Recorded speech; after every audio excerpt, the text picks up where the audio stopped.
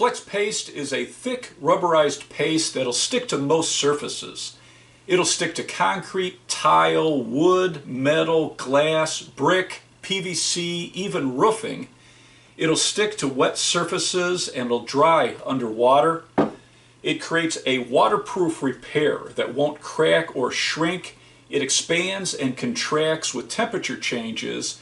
It's UV resistant, mold resistant, and it's paintable.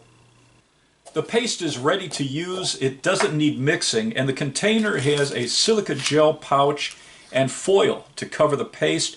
You want to keep both of these to recover the paste when you're done. You want to remove even layers from the top with a putty knife. You don't want to dig in and create air pockets. And pull this smooth to the surface that you're patching, because sanding isn't recommended.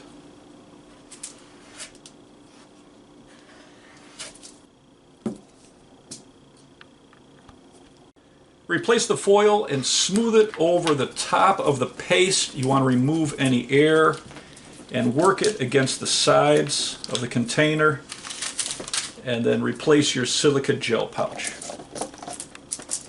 Clean up your tool or any excess with a dry cloth or mineral spirits. It takes 24 to 48 hours to cure.